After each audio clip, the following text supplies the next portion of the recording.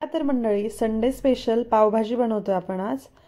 पण आज जी पावभाजी बनवतोय ती अगदी झटपट प्रेशर कुकरमध्ये 15 ते 20 मिनिटात बनून तयार होते. मुलांनाही खूप आवडते.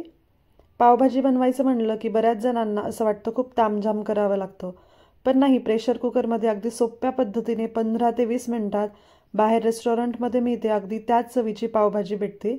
हे बघा, इथे मुलांना पण पावभाजी खूप आवडली आहे. तर आजची ही सोपी आणि साधी रेसिपी आहे. व्हिडिओ शेवटपर्यंत नक्की बघा आणि आवडला तर लाईक करायला विसरू नका. तर इथे 250 ग्राम फ्लावर घेतली. फ्लावरच्या अर्धीच कोबी घेतली. मध्यम आकाराचे 2 आलू घेतलेत. आलूच्या जाडसर अशा मोठ्या फोडी बनवून घ्यायच्यात. त्यानंतर अर्धी ते 1 वाटी वाटाणे घेतले आणि कलर करता इथे अर्धा बीट बारीक चिरून घेतला. इथे मध्यम आकाराचे 2 कांदे बारीक चिरून घेतले. 2 ते 3 सिमला मिर्च त्या पण बारीक चिरून घेतल्यात आणि 3 मध्यम आकाराचे टोमॅटो बारीक चिरून घेतले. 2 टेबलस्पून अद्रक लसूणची पेस्ट घेतली. कुकर घ्यायचे. कुकरमध्ये बटर गरम करून घ्यायचं. बटर लवकर मेल्ट होतं आणि लगेच लालसर होतं, त्याकरता त्यात अर्धी उकळी तेल घालायचं, म्हणजे बटर आपलं करपणार नाही आणि टेम्परेचरही मेंटेन राहील बटरचं आणि तेलाचं. तेल आणि बटर छान व्यवस्थित गरम झालं की त्याच्यामध्ये जिरे घालायचे. जिरे छान तडतडले की त्यामध्ये असेल तर कढीपत्ता घालायचा आहे. जिरे कढीपत्ता चांगला तडतडल्यानंतर बारीक चिरून घेतलेला कांदा घालायचा आहे. 2 ते 3 मिनिटाकरता कांदा छान मऊ होईपर्यंत इथे परतवून घ्यायचा. कांदा परतवताना गॅसची फ्लेम लो ठेवायची. मंद आचेवरच हा कांदा परतवून घ्यायचा, म्हणजे तो चांगला मऊ होतो. मोठ्या आचेवर परतवायला गेलं तर कांदा करपतो किंवा थोडासा लालसर होतो आणि त्याची चवही बदलते. तर मंद आचेवर 2 ते 3 मिनिटाकरता हा कांदा मऊ होईपर्यंत परतवून घ्यायचा. कांदा परतवून झाल्यानंतर सिमला मिर्च घालायची आणि सिमला मिर्चमध्ये मीठ घालायचं, म्हणजे ती लवकर परतवल्या जाईल. सिमला मिरची 2 ते 3 मिनिटाकरता मऊ होईपर्यंत परतवून घ्यायची. त्यानंतर सगळ्यात शेवटी टोमॅटो घालायचा. टोमॅटो चिरताना थोडासा जाडसर चिरायचा, म्हणजे त्याचं लगेचच पाणी होणार नाही.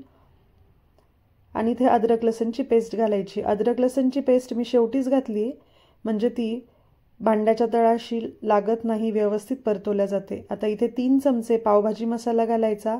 आवडीप्रमाणे काश्मीरी लाल मिर्च घातली. 1 टेबलस्पून हळद घातली. हे व्यवस्थित सगळं मिक्स करायचं. 1 ते 2 मिनिटाकरता परतवून घ्यायचं, म्हणजे मसाल्यांचा छान स्वाद उतरतो आणि तेलही सुटतं.